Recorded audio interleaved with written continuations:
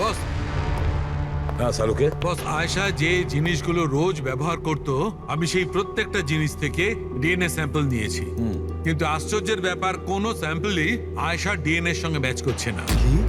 কিন্তু হ্যাঁ, খুনির ব্যাপারে একটা খুব গুরুত্বপূর্ণ সূত্র পেয়েছি। সেটা কি স্যার? বস এই ডিএনএ প্রোফাইলটা দেখো।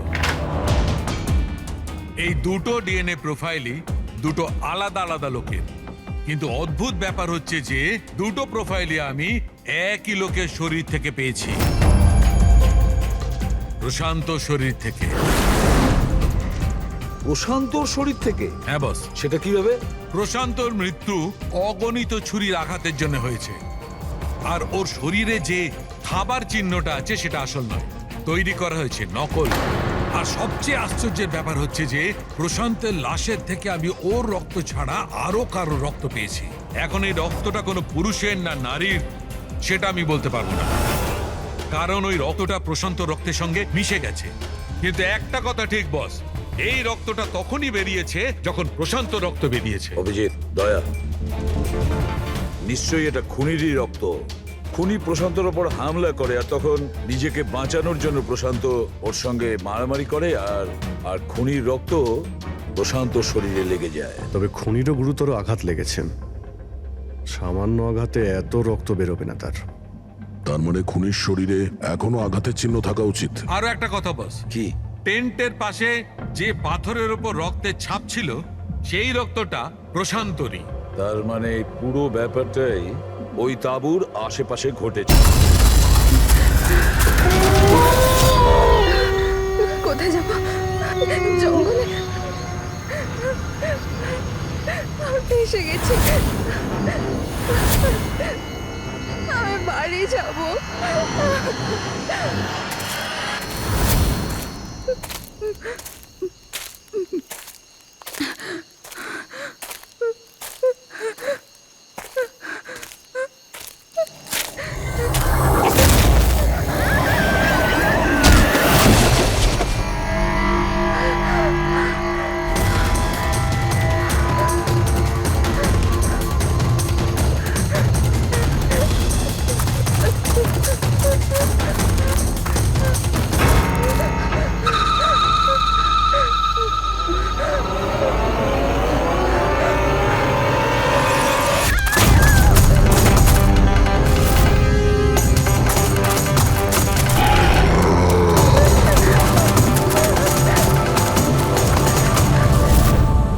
নিমি ঘুমিয়ে পড়েছে?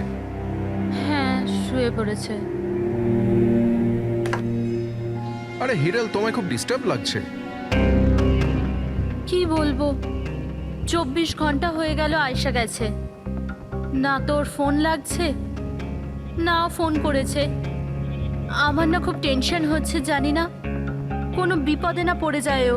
দেখো হিরাল, এখনো বড় হয়ে গেছে, আমার মনে হয় তুমি ওর মায়ের মতো রিয়াক্ট করছো।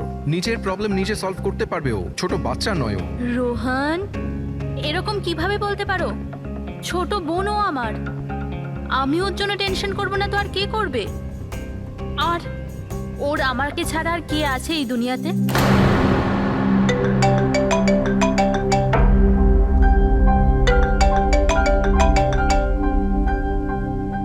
হ্যালো হ্যালো, আপনি কি হিরাল বলছেন? হ্যাঁ, আমি হিরল বলছি। আপনি কে?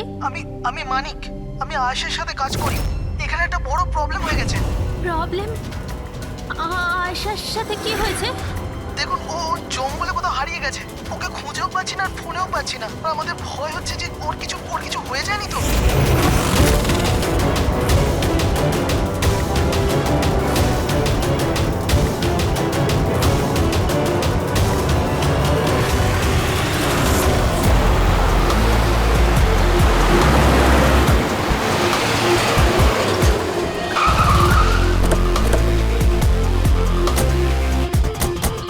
স্যার, ফরেস্ট ডিপার্টমেন্টের লোক ভেতরে আমাদের জন্য ওয়েট করছে, আর আয়েশার ক্রু মেম্বাররাও অন দ্য ওয়ে। কিন্তু আপনারা এটা তো নিশ্চয়ই জানেন যে ওই লাশটা আয়েশারই নাকি অন্য কারোর।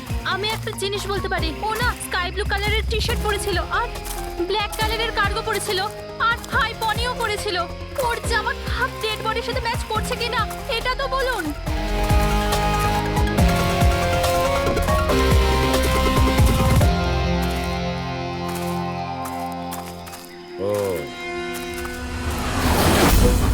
আপনি সেই অফিসার? Yes sir.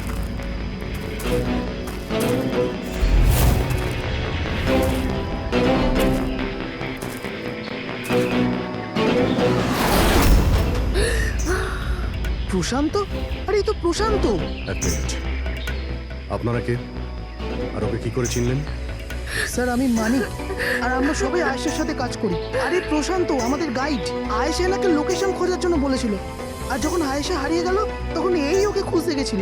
এর এরকম অবস্থা, তাহলে আয়েশা কিরকম অবস্থায় আছে? না না না, না না, আয়েশার কিছু হয়নি, আমি বলছি তো, trust me. Sir please please আমার বোনকে খুঁজে বাঁচিয়ে নিন স্যার, প্লিজ স্যার, প্লিজ বাঁচিয়ে নিন। দেখো, তোমার বোনকে নিশ্চয়ই আমরা বাঁচাবো। আপনি ওনাকে একটু সাইডে নিয়ে যান। স্যার এই বডিটা আজ সকালেই আমরা পেয়েছি। এই আমাদের গাইড বাহাদুর, এই বডিটাকে প্রথম দেখেছে। এই প্রশান্তকে একা গিয়েছিল আয়েশাকে খোঁজার জন্য? হ্যাঁ স্যার, কারণ ও জঙ্গলের সমস্ত রাস্তা চিনত। যত ভালো করেই চিনুক না কেন, রাতের অন্ধকারে ঘন জঙ্গলে বিনা পারমিশনে বিনা গাইডে রাতে ঘোরাফেরা, নিজে থেকে মৃত্যুকে ডেকে আনা, তোমরা খুব বড় ভুল করেছো। এই বডিটা এইভাবে পেয়েছি, জানি না দ্বিতীয়টা কি অবস্থায় পাবো। আচ্ছা এটা বলো যে এখানে কোনো হিংস্র জানোয়ার আছে? এরকম কোনো হিংস্র জন্তু নেই, ঘন জঙ্গল, হারিয়ে যাওয়ার ভয় আছে। কোনো জন্তু জানোয়ারের আঁচড় তো মনে হচ্ছে না, কিন্তু এটা ছুরির আঘাত বলে মনে হচ্ছে। একে ছুরি দিয়ে খুন করা হয়েছে।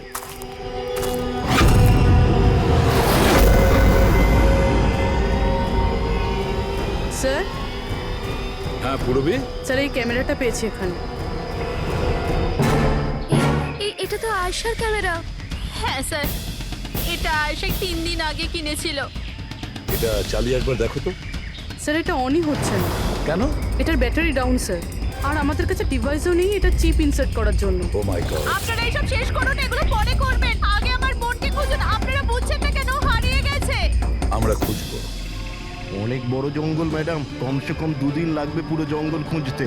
হ্যাঁ স্যার, সূর্যাস্ত হওয়ার পর আমরা কিচ্ছু করতে পারবো না। আপনারা সার্চিং শুরু করে দিন, বাহাদুর আপনাদের নিয়ে যাবে।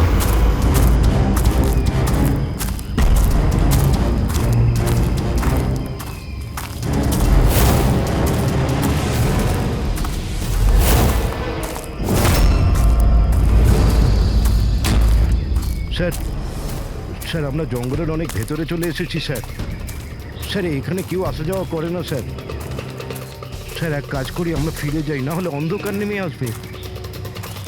এখন তো অনেক আলো আছে, অন্ধকার হয়েছে কোথায়? স্যার ফিরতেও তো অনেকটা সময় লাগবে না স্যার?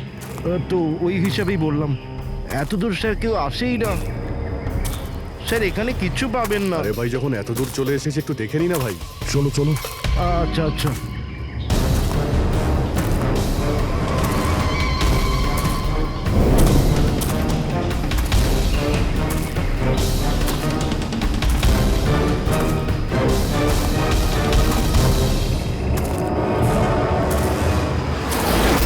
তোমরা এই জঙ্গলে ফিল্মের শুটিং করতে এসেছিলে, আর শুধুমাত্র আয়েশাই নিখোঁজ হলো, আর তোমরা ওকে খোঁজার চেষ্টাই করনি। স্যার আমরা খুব ভয় পেয়ে গিয়েছিলাম, আর এখানে ওয়েব সিরিজ শুট করার আইডিয়া আয়েশারই ছিল।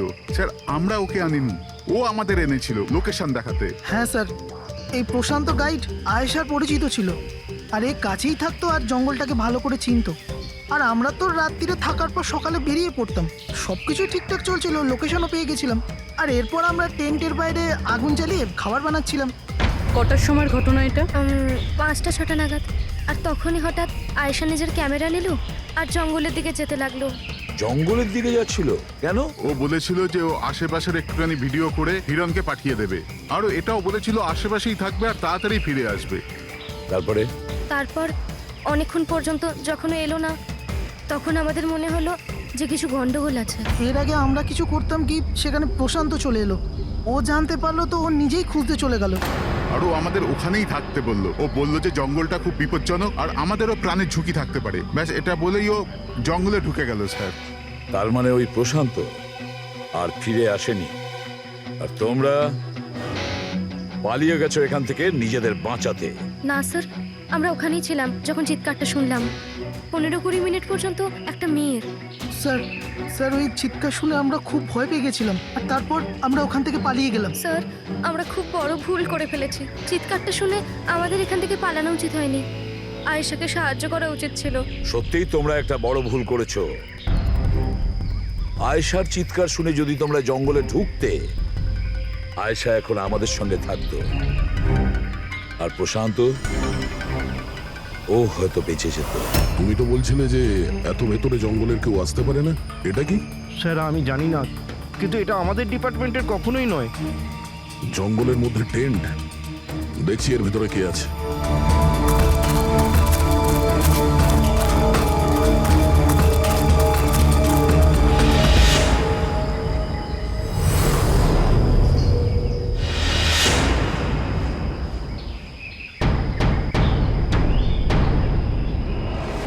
এই কাপড় তো দেখে মনে হচ্ছে কাটা হয়েছে। টেন্ট পিছন দিক দিয়ে কেটেছে, তার মানে সামনে কোনো বিপদ ছিল।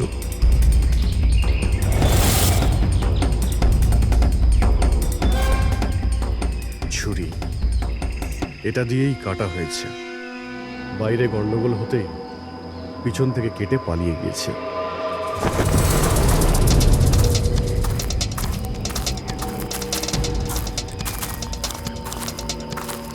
রাতে থাকার পুরোপুরি বন্দোবস্ত ছিল এখানে, বনফায়ার। এই আলু এখানে দেওয়া হয়েছিল। স্যার এত ভেতরে এত রাত্রে থাকার মতন কেউ পাগলই হবে স্যার। না হলে এত ভয়ঙ্কর জঙ্গলে রাতে থাকার কথা ভাববে কে? কোনো নেচার লাভার না কোনো খুনি? এই দেখো,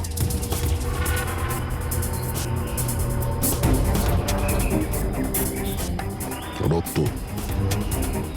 মনে হচ্ছে এখানে এই পাথরের ওপর কেউ বসেছিল। হতে পারে আগুন পোয়াচ্ছিল, আর কেউ ওর ওপর হামলা করেছে। এটা দেখে টেন্টের মধ্যে যে ছিল সে পালিয়ে গেছে। চলো আগে গিয়ে দেখি। স্যার স্যার সূর্য অস্ত যাচ্ছে স্যার, ফিরতেও 2 ঘন্টা কমসে কম লাগবে। ফিরে যাই স্যার। ঠিক আছে, কালকে আবার আসবো। স্যার আমরা আয়েশার টিমকে এই ছবিগুলো দেখিয়েছিলাম। ওরা বলল যে এই টেন্ট ওদের ক্যাম্পের নয়। সো হ্যাঁ পুরবি, আয়শার ক্যামেরার চিপ। হিরলদি, তুমি এটা মিস করলে। আমি তোমায় বলেছিলাম না আমার সাথে এসো। জানো এখানে এত বেশি গ্রিনারি আছে। লুক অ্যাট দিস, এতগুলো গাছ। It's so beautiful. দিদি আমি হাঁপিয়ে গেছি। মনে হচ্ছে আমি জঙ্গলের অনেক ভেতরে এসে গেছি। জঙ্গল তো পুরো একই রকমের না? আমি রাস্তা খুঁজে নেব, খুব একটা মুশকিল নয়।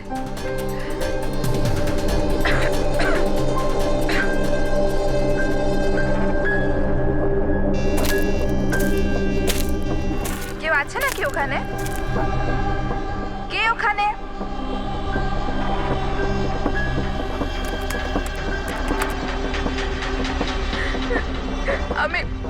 আমি ফেঁসে গেছি এখানে।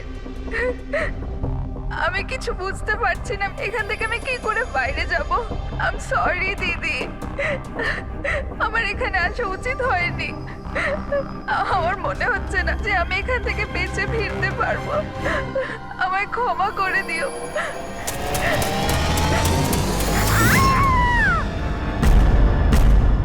অভিজিৎ, যে কোনো পরিস্থিতিতে এই মেয়েটাকে ওই জঙ্গল থেকে উদ্ধার করতে হবে আমাদের। বস হ্যাঁ সালুকে। বস, আয়েশা যে জিনিসগুলো রোজ ব্যবহার করত, আমি সেই প্রত্যেকটা জিনিস থেকে ডিএনএ স্যাম্পল নিয়েছি। কিন্তু আশ্চর্যের ব্যাপার, কোনো স্যাম্পলই আয়েশার ডিএনএ এর সঙ্গে ম্যাচ করছে না। কিন্তু হ্যাঁ, খুনির ব্যাপারে একটা খুব গুরুত্বপূর্ণ সূত্র পেয়েছি। সেটা কি স্যার? বস এই ডিএনএ প্রোফাইলটা দেখো। এই দুটো ডিএনএ প্রোফাইলই দুটো আলাদা আলাদা লোকের। কিন্তু অদ্ভুত ব্যাপার হচ্ছে যে দুটো প্রোফাইলই আমি একই লোকের শরীর থেকে পেয়েছি, প্রশান্ত শরীর থেকে। প্রশান্তর শরীর থেকে? হ্যাঁ বস। সেটা কিভাবে? প্রশান্তর মৃত্যু অগণিত ছুরির আঘাতের জন্য হয়েছে, আর ওর শরীরে যে খাবার চিহ্নটা আছে সেটা আসল নয়, তৈরি করা হয়েছে নকল। আর সবচেয়ে আশ্চর্যের ব্যাপার হচ্ছে যে প্রশান্তের লাশের থেকে আমি ওর রক্ত ছাড়া আরো কারো রক্ত পেয়েছি। এখন এই রক্তটা কোনো পুরুষের না নারীর সেটা আমি বলতে পারবো না, কারণ ওই রক্তটা প্রশান্ত রক্তের সঙ্গে মিশে গেছে। কিন্তু একটা কথা ঠিক বস, এই রক্তটা তখনই বেরিয়েছে যখন প্রশান্ত রক্ত বেরিয়েছে। অভিজিৎ, দয়া, নিশ্চয়ই এটা খুনিরই রক্ত। খুনি প্রশান্তর ওপর হামলা করে আর তখন নিজেকে বাঁচানোর জন্য প্রশান্ত ওর সঙ্গে মারামারি করে আর খুনির রক্ত প্রশান্ত শরীরে লেগে যায়। তবে খুনিরও গুরুতর আঘাত লেগেছেন, সামান্য আঘাতে এত রক্ত বেরোবে না তার। তার মানে খুনির শরীরে এখনো আঘাতের চিহ্ন থাকা উচিত। আরো একটা কথা বস, কি? টেন্টের পাশে যে পাথরের উপর রক্তের ছাপ ছিল সেই রক্তটা প্রশান্তরই। তার মানে পুরো ব্যাপারটাই ওই তাঁবুর আশেপাশে ঘটেছে।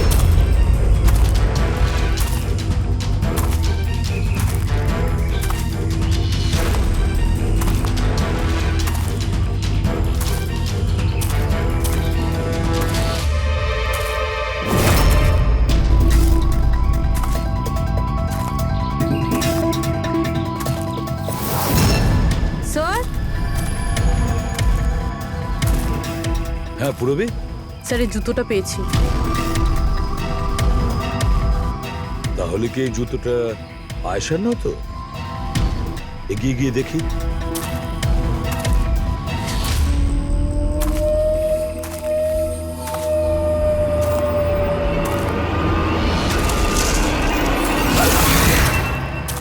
স্যার, এই দেখুন স্যার,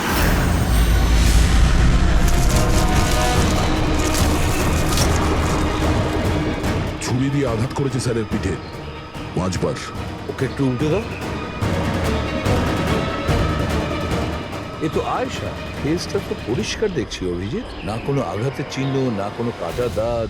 কিন্তু ওই ভিডিওতে যে দেখলাম।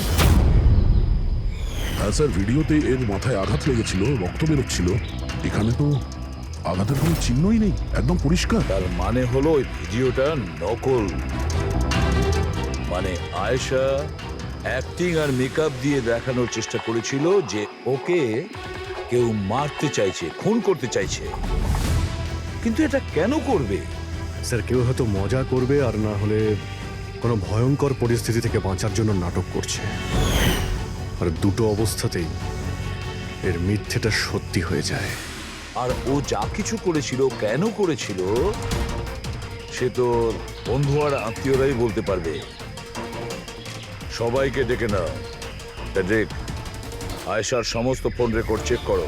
দেখো এই ঘটনাটার পরে ও কাদের কাদের সঙ্গে কথা বলেছিল আর তারা সেই মুহূর্তে কোথায় ছিল।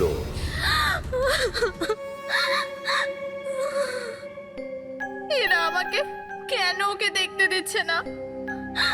কি বাজে ভাবে মেরেছে আমার বোনকে। আর এরা বলছে যে ও নিজের মৃত্যুর নাটক করেছে, নিজের মার্ডারের নাটক। আর ওই নাটক সত্যি হয়ে গেছে। ভুল বলছে ওরা, মিথ্যে। আমাদের আয়েশা এরকম করতেই পারে না। আপনারা ভুল অভিযোগ করছেন।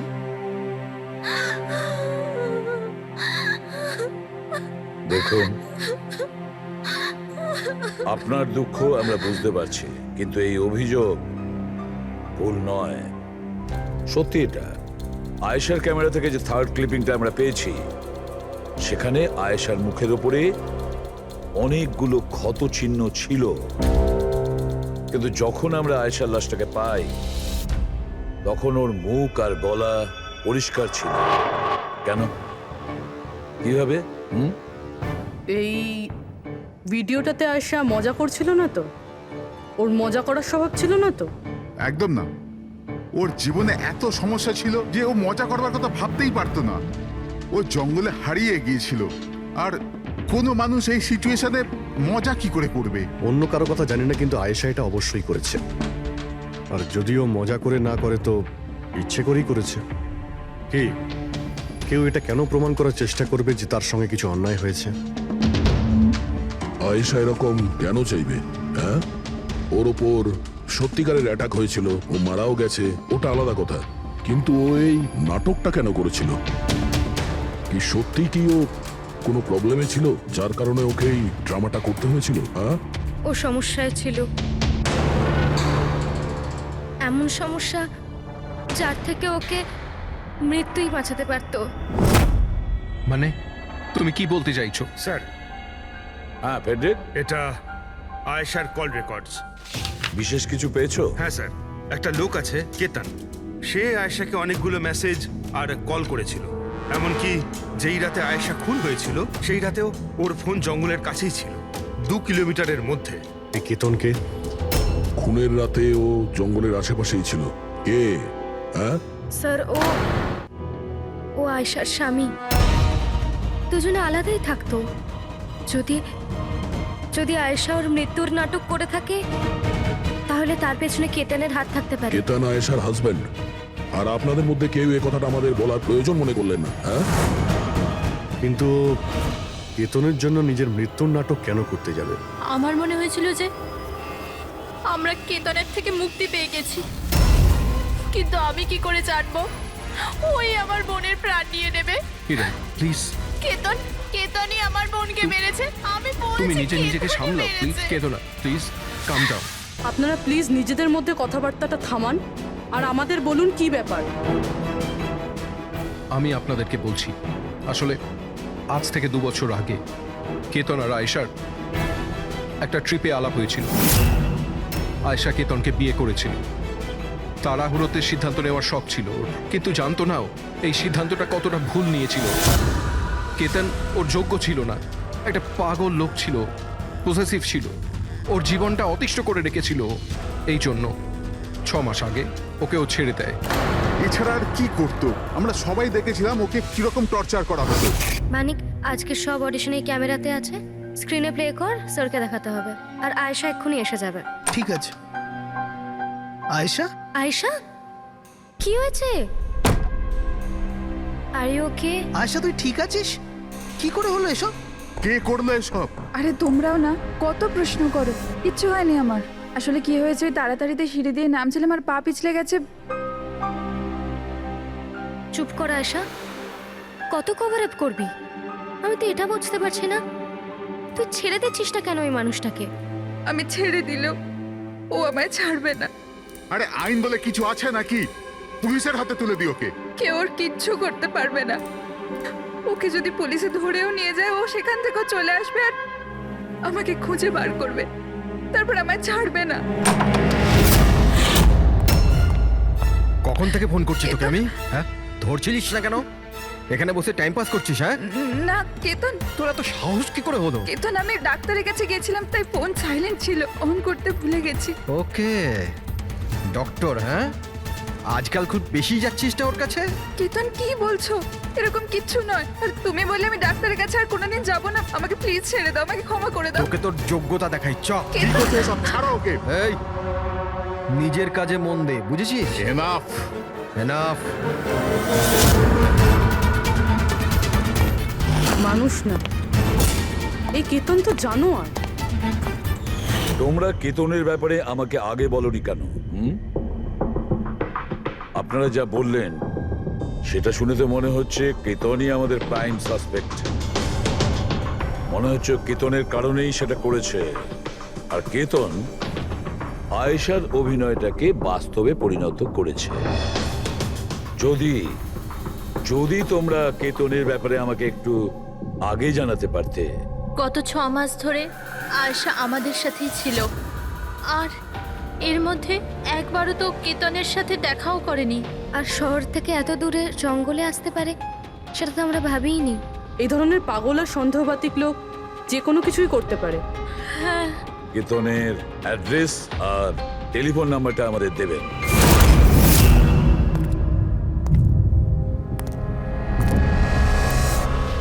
কেতন,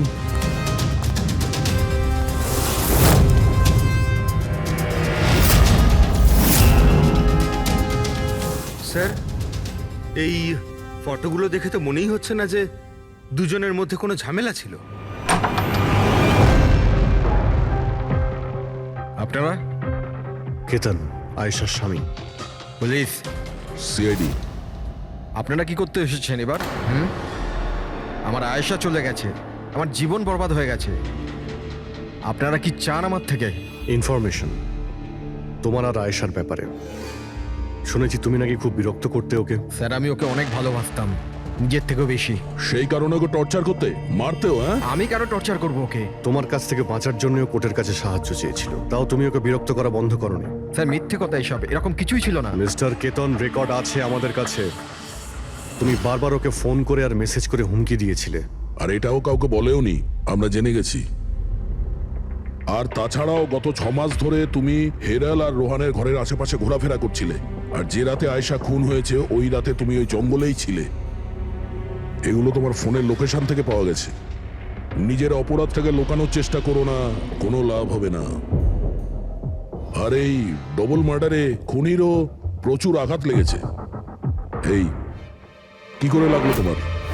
স্যার এই আঘাতটা ওই দিন ঝোপেতেই লেগেছিল, কিন্তু এরকম কিছুই নয় যেটা আপনারা ভাবছেন। স্যার আমি আয়েশাকে মারিনি। স্যার আমি মানছি যে আমি ওই দিন জঙ্গলে গিয়েছিলাম, কিন্তু স্যার আমি তো শুধু ওর সাথে কথা বলার জন্য গিয়েছিলাম।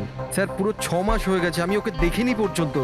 খুব মিস করতাম স্যার ওকে, ওর সাথে দেখা করতে চাইতাম, ওর সাথে কথা বলতে চাইতাম, যাতে ওকে বাড়িতে ফিরিয়ে আনতে পারি, যাতে আবার টর্চার করতে পারো। না স্যার, আমি বদলে গেছি স্যার। স্যার আমি তো এটাই বলতে চেয়েছিলাম, কিন্তু যখন আমি জঙ্গলে গেলাম দেখলাম যে ও অন্য কারোর সাথে যাচ্ছে জঙ্গলের ভেতর। স্যার আমি কি করতাম স্যার, আমি এমনিতেই মাথা গরমের লোক। আমি ভাবলাম বেকার বেকার ঝামেলা তৈরি হবে, সেই জন্য আমি চুপচাপ বাড়ি ফিরে এলাম স্যার। স্যার ট্রাস্ট মি, আমি কিচ্ছু করিনি, আমি মারিনি ওকে স্যার। দেখো কেতন, তুমি এখনো আমাদের সন্দেহের তালিকায় আছো। যতক্ষণে কেসটা শেষ না হচ্ছে তুমি হেফাজতে থাকবে। স্যার এই কেতনের কাছে কিন্তু আয়েশাকে মারার মোটিভ ছিল, ও তো বেঁচে গেছে। এবার বাকি রয়েছে এরা সবাই। হিরাল, সায়রা, অজিত, মানিক আর রুহান, এরা কি সবাই আয়েশার আপনজন ছিল? এদের কি মোটিভ হতে পারে? কারণ এদের মধ্যে তো কোনো প্রবলেম নজরে পড়ছে না। কেউ তো হবে স্যার যার আয়েশার মৃত্যু হলে লাভ হবে। কেউ কি পাবে ও মারা গেলে? সম্পত্তি, টাকা। টাকা? ইন্স্যুরেন্সের টাকা? হ্যাঁ, ইন্স্যুরেন্স।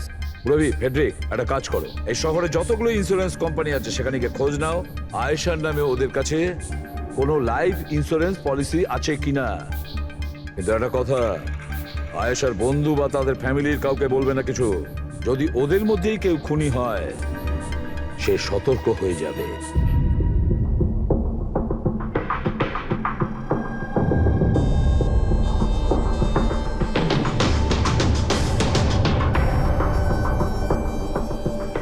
ওকে, থ্যাঙ্কস স্যার। হ্যাঁ ফেডরিক, আয়েশার অ্যাকাউন্টে মাত্র 1 লাখ টাকা আছে, কোনো ফিক্সড ডিপোজিট পর্যন্ত নেই। স্যার তনিশা ইন্স্যুরেন্স প্রাইভেট লিমিটেডের কাছে আয়েশার নামে একটা বীমা পলিসি রয়েছে 50 লাখ টাকার। ও আচ্ছা। আর এই টাকা আয়েশার ভাগ্নি মানে ও দিদি আর জামাইবাবুর মেয়ে নিমিষা পাবে। আচ্ছা, তাহলে এই ব্যাপার। স্যার আসলে আপনারা কি চাইছেন? আমার যা জানা ছিল আমি সবকিছু বলে দিয়েছি। আর আপনারা জানেন আমার স্ত্রীর শরীর কতটা খারাপ, এখন আমার ওর সঙ্গে থাকা উচিত, আর আপনারা আমাকে এখানে আটকে রেখেছেন। স্যার বলার কি বাকি আছে? সব বলে দিয়েছি। অনেক কিছু বাকি আছে। তুমি একটু বেশি কথা বলো, সেই জন্য যা কিছু প্রশ্ন করব ঠিক তারই উত্তর দেবে। এই তোমার ওইখানে যে ফ্যাক্টরিটা আছে ওটা তো বাজেয়াপ্ত হতে চলেছে, এর লোন তুমি শোধ করতে পারোনি কি? হ্যাঁ, কিন্তু আপনারা এগুলো কেন জিজ্ঞাসা করছেন? আপনারা এগুলো কি করে জানলেন? প্রশ্ন নয়, শুধু উত্তর। আয়েশা তোমাদের সাথে তোমাদের বাড়িতেই থাকতো না? তাহলে 7 দিনে তুমি ওকে 41 বার কল করেছো কেন? বাহ বাহ বাহ, 7 দিনে 41টা কল এসেছে আয়েশা, দারুণ ব্যাপার। আর তার উপরেও তুমি অর্থ কষ্টে ভুগছিলে, তাই না? আর আয়েশার মৃত্যুর পরে তোমার ছোট বাচ্চা টাকা পেত 50 লক্ষ টাকা। আর ওই ছোট্ট নিরীহ শিশু সে কি করে জানবে 50 লাখের ধর্ম? ও কিভাবে ব্যবহার করবে? আর ওই 50 লক্ষ টাকা তো ভোগ করতো বাচ্চাটার বাবা, মানে তুমি, রোহন। থামুন আপনারা, চুপ করুন। আপনাদের কথা মতো আমি আয়েশাকে মেরেছি স্যার। স্যার আমার ওপর 15 কোটি টাকার লোন আছে, 50 লাখে আমার কিচ্ছু হবে না। আমি আয়েশাকে মারবো।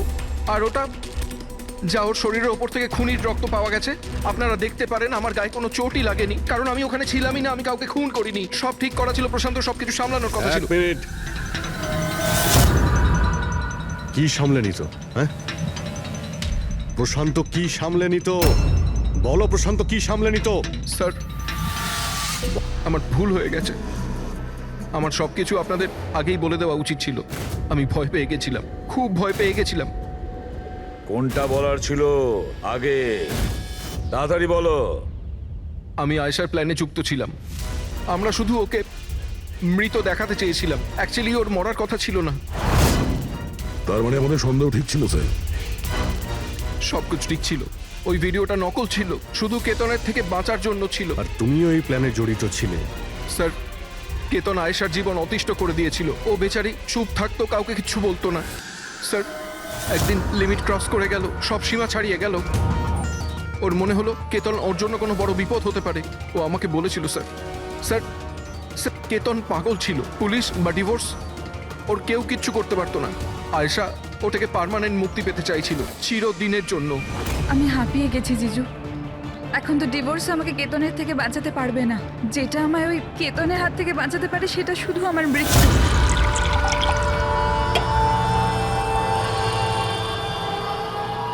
আয়েশা, এটাই যদি একমাত্র রাস্তা হয় তাহলে এটাই ঠিক। তোমার মৃত্যু তোমায় কেতনের হাত থেকে বাঁচাতে পারে। মরে যাও। হোয়াট? রিল্যাক্স, আমার কাছে একটা আইডিয়া আছে। আমাদেরকে এমন কিছু করতে হবে যাতে মনে হয় আয়েশা মরে গেছে। তোমার সাথে কোনো দুর্ঘটনা হলো বা কেউ তোমাকে মেরে দিল, আর বডিকে এতটা খারাপ করে দেওয়া হলো যে কেউ চিনতে না পারে আয়েশা। তারপর তুমি এখান থেকে অনেক দূর চলে যাবে, আর তোমার ওই ইন্স্যুরেন্সের টাকা যেটা মিমির নামে আছে আমি তোমাকে পৌঁছে দেবো। 50 লাখ টাকা দিয়ে একটা নতুন জায়গা, নতুন লাইফ, নতুন করে শুরু করবে। কিন্তু জিজু, আমি বেঁচে থাকাকালীন আমার লাশ কোথা থেকে আসবে? ওর জন্য টেনশন নিও না, আমি সব কিছু করে নেব। আমার এক বন্ধু আছে প্রশান্ত, ও আমার জন্য অনেক কাজ করে দিয়েছে। কিন্তু হ্যাঁ আয়েশা, এরপরে তুমি কখনো জীবনে আমার সাথে, মিমির সাথে, হিরালের সাথে কোনোদিন দেখা করতে পারবে না। হ্যাঁ, কিন্তু ওই পাগল লোকটার থেকে তুমি সারা জীবনের জন্য মুক্তি পেয়ে যাবে, তুমি মুক্ত হয়ে যাবে। সবকিছু ঠিক ছিল, সবকিছু প্ল্যান মাফিক চলছিল। আমি আয়েশা আর প্রশান্তর সঙ্গে ফোনে যোগাযোগ রেখে চলছিলাম। তারপর জানি না হঠাৎ করে ফোন কেটে গেল। আমি জানতাম ওখানে একটা মেয়ের মৃতদেহ পাওয়া যাবে, যার ব্যবস্থা আমি বাধ্য হয়ে করেছিলাম। শুধু আয়েশার জামা কাপড় ওই মেয়েটিকে পরানোর কথা ছিল। ওর মুখটা এত খারাপ ছিল যে কেউ চিনতেও পারতো না। কিন্তু স্যার সিরিয়াসলি আমি তো শকে ছিলাম। ওটা মেয়েটার নয়, প্রশান্তের বডি ছিল। স্যার প্রশান্ত তো আয়েশাকে সকাল হওয়ার আগেই জঙ্গল থেকে অনেক দূরে নিয়ে যাওয়ার কথা ছিল, কোনো সেফ জায়গায়। কিন্তু হঠাৎ করে কি হয়ে গেল স্যার? স্যার আমার যতটা জানা ছিল আপনাদের বলে দিয়েছি স্যার। স্যার প্রশান্তকে কে মেরেছে, আয়েশাকে কে মেরেছে আমি জানি না। স্যার তার মানে তৃতীয় কোনো ব্যক্তি ছিল যে প্ল্যানটার ব্যাপারে জানতো, যে আয়েশাকে চিনতো, প্রশান্তকেও চিনতো, আর ওই সময় ওই জঙ্গলেই ছিল। কোনো তৃতীয় ব্যক্তি? হ্যাঁ, কোনো তৃতীয় ব্যক্তি। তোমার প্ল্যানের হিসাবে টেন্টে প্রশান্ত এবং আয়েশা থাকার কথা ছিল, কিন্তু টেন্টের পাশে একটা পাথরের উপর প্রশান্তর রক্ত পাওয়া গেল, আর ওই টেন্টটা পেছন থেকে ফাটা ছিল। মানে আয়েশা টেন্টের সামনে থেকে যাওয়ার বদলে পেছন থেকে ছিঁড়ে বেরিয়েছে। মানে ও বিপদটা আগে থেকে বুঝতে পেরেছিল। হতে পারে ও প্রশান্তর সঙ্গে যা কিছু হয়েছিল সেটা দেখে ফেলেছিল। ইট ইজ ক্লিয়ার যে ওখানে কোনো তৃতীয় ব্যক্তি ছিল। ও প্রথমে প্রশান্তকে মেরেছে, তারপর আয়েশার পেছনে দৌড়েছে। কারেক্ট। যদি ভালো করে দেখা যায় তাহলে ওই রাতে জঙ্গলে এটাই হয়েছিল যে প্রশান্ত আর আয়েশা জঙ্গলে যায়, আয়েশা টেন্টের ভিতরে ঘুমোচ্ছিল আর প্রশান্ত বাইরে বসে আগুন জ্বালাচ্ছিল। এর মধ্যে সেই তৃতীয় ব্যক্তি ওইখানে যায় আর প্রশান্তর সঙ্গে ঝামেলা বাঁধে, আর সেই ব্যক্তি ওর উপরে আক্রমণ করে, আর আয়েশা টেন্টের পিছন দিয়ে পালিয়ে যায়। আর ওই ব্যক্তি প্রশান্তকে নির্মমভাবে হত্যা করে আর আয়েশার পিছনে ধাওয়া করে। তাহলে তৃতীয় ব্যক্তিটা কে, যে আমাদের প্ল্যানের ব্যাপারে জানতো আর জঙ্গলকেও ভালো করে জানতো, তাই এত রাতে টেন্টে পৌঁছেছিল? হ্যাঁ, এই সমস্ত চিন্তা আপনি করবেন না রোহন বাবু। এই তৃতীয় যে আছে না, তাকে তো আমরা ধরেই ছাড়বো। হ্যাঁ, ও হোক বা না হোক, এই ধাঁধার সমাধান এখানে আছে, এর মধ্যে, কিন্তু আমরা দেখতে পাচ্ছি না। খুনি হবে তো স্যার এদের মধ্যেই কেউ, কিন্তু আমরা দেখতে পাচ্ছি না। রবি, ওই ক্লিপিংটা চালাও যেটা আমরা আয়েশার ক্যামেরা থেকে পেয়েছিলাম, ফার্স্ট ক্লিপ।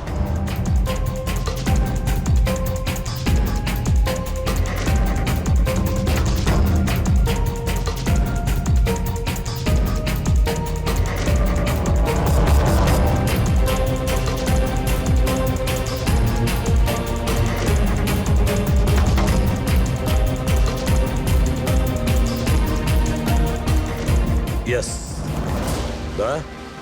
তুমি ঠিকই বলেছিলে, খুনি আমাদের সামনেই আছে, কিন্তু আমরা দেখতে পাচ্ছি না। একটা কাজ করো, সবাইকে জঙ্গলে ডেকে নাও, তখনই বোঝা যাবে। স্যার এখনো আপনারা আমার ওপর সন্দেহ করছেন, যেখানে আমি আপনাদের সবকিছু সত্যি কথা বলেই দিয়েছি। স্যার আমি আমার বউকে কেন মারবো স্যার? আমি তোকে ভালোবাসি স্যার। আমার বোনের খুনিকে খোঁজার বদলে আপনারা আমাদেরই জিজ্ঞাসাবাদ করছেন। আর ওর গায়েব হওয়ার খবর তো আমি হিরাল ম্যামকে দিয়েছি, আর আমরা যদি কিছু করতাম তো আমরা কেন ফোন করতাম? হ্যাঁ, কিন্তু কেউ তো আয়েশাকে খুন করেছে, আর কে খুন করেছে সেটা আমরা জানি। আয়েশাকে খুন তোমাদের মধ্যেই কেউ করেছে, তোমাদের মধ্যেই কেউ। আমাদের মধ্যে কে হতে পারে স্যার?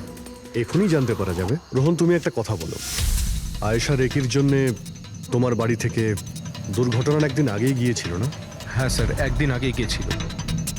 আর এটা সেদিনেরই ছবি, তাই না? যেদিন ওর রেকিতে যাওয়ার কথা ছিল। আয়েশার অ্যাকাউন্ট ওই পোস্ট করেছে, তো ওরই হবে। আর আপনারা আমার বোনের খুনিকে খোঁজার বদলে এরকম ফালতু জিজ্ঞাসাবাদ করছেন, আমাদের উপরই ব্লেম করছেন। এতে কি প্রমাণ পাবেন আপনারা? এটাই যে তোমরা আয়েশাকে জীবন্ত দেখেছিলে শেষবার ওই দিনই, তারপরও নিখোঁজ হয়ে গেছিল, তোমরা আমাদের বলেছিলে। আচ্ছা, ও কি কি পরেছিল অপর্ণা, তুমি বলেছিলে, তোমার মনে আছে? হ্যাঁ, ও না স্কাই ব্লু কালারের টি শার্ট পরেছিল আর ব্ল্যাক কার্গো প্যান্ট ছিল। হাই পনিও পরেছিল। আপনার তো নিশ্চয়ই মনেই আছে। হিরাল, তুমি কি করে জানলে আয়েশা মরার সময় কি কাপড় পরেছিল? বলো, আরে বলো না। কারণ সেই দিন এ জঙ্গলেই ছিল। এই প্রশান্তকে মেরেছে, আর তারপর আয়েশার পিছনে দৌড়োয়, ওর পিছু নেয় আর ওকে মেরে ফেলে। আর প্রশান্তকে মারার সময় তোমার গভীর আঘাতও লাগে। দেখাও। পথ সারুন আমার, দূরে থাকুন। হ্যাঁ, আমার থেকে। একে তো আপনারা আমার বোনের খুনিকে খুঁজে পাচ্ছেন না, তার উপরে আমার ওপরে অভিযোগ দিচ্ছেন। হ্যাঁ, ব্যাস, অনেক অভিনয় করেছো, এবার ঠিক করে বলো, কেন মেরেছো তুমি আয়েশাকে? হ্যাঁ, আমি মেরেছি আয়েশাকে। আমি মেরেছি আয়েশাকে।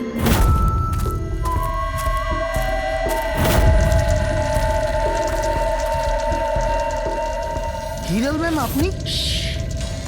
আসতে বলো। আয়েশা না উঠে পড়ে। ইনফ্যাক্ট আমি বলছি যে ওকে সব সময়ের জন্যই না ঘুম পাড়িয়ে দাও। এটা কি বলছেন ম্যাডাম? রোহান তো তোমাকে আয়েশাকে সুরক্ষিতভাবে এই জঙ্গল থেকে বাইরে বার করার জন্য কত টাকা দিয়েছিল? 2 লাখ টাকা। আমি না তোমাকে 5 লাখ টাকা দেব আয়েশার প্রাণ নেয়ার জন্য। হিরাল ম্যাম, এসব কি বলছেন? আয়েশা ম্যাডাম আপনার বোন, আর আমি ওকে বাঁচানোর সওদা করেছি। আমি ওর সাথে বেইমানি করতে পারবো না।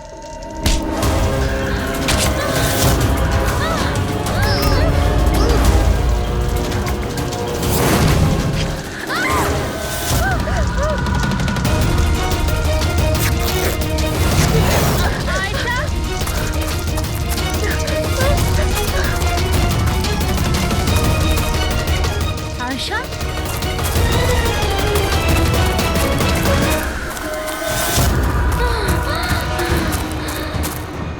আয়েশা, আমার কাছে আয় আয়েশা। আমি তোকে বাঁচাতে এসেছি আয়েশা। ও তোকে ঠকাচ্ছিল আয়েশা।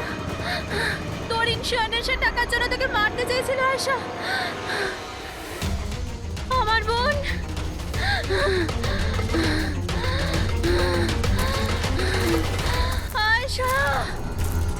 সরি দিদি, আমি কিচ্ছু জানতাম না এই ব্যাপারে। সরি, আমার জন্য তোমার এত কষ্ট হলো। আমি জানতাম না যে জিজু এরকম কিছু করছে। আই এম সো সরি দিদি। আমার বোন। সরি দিদি। তুই সরি বলিস না, হ্যাঁ? এটা তো আমার বলা উচিত। কেন দিদি? I am sorry. কেন কেন মেরেছো তুমি তোমার বোন আয়েশাকে?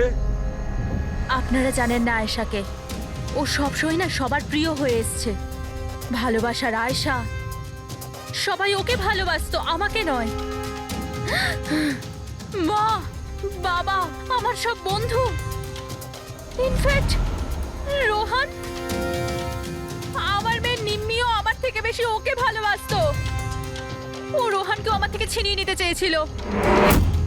আমি রোহান আর নিম্মিকে নিজের থেকে দূরে যেতে দেখতে পারতাম না। না, আপনি বলুন আমি কি করতাম? আমি ভাবলাম সবসময় ও আমাকে হিংসা করে না, জিতেওছে সবসময়।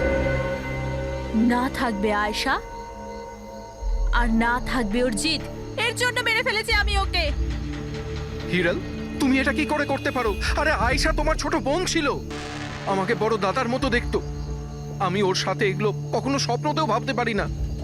আমার লজ্জা লাগে তোমাকে আমার স্ত্রী বলতে। রোহান, তোমার ভুল নেই এতে, সব ভুল ওই আয়েশার। ওই সব করছিল। ও না তোমাকে আমার থেকে ছিনিয়ে নিতে চেয়েছিল, কিন্তু এখন তো এটা হবেই না। এবার তো তোমাকে কেউ আমার থেকে কেড়ে নিতে পারবে না। খুব বড় ভুল করেছো তুমি। তোমার সন্দেহ, তোমার ইনসিকিউরিটি একটা নিরীহ মানুষের প্রাণ নিয়েছো, প্রশান্ত গাইডের। আর তাছাড়াও তুমি তোমার আপন বোনকেও মেরেছো। আইন তোমাকে কঠোর থেকে কঠোরতম শাস্তি দেবে।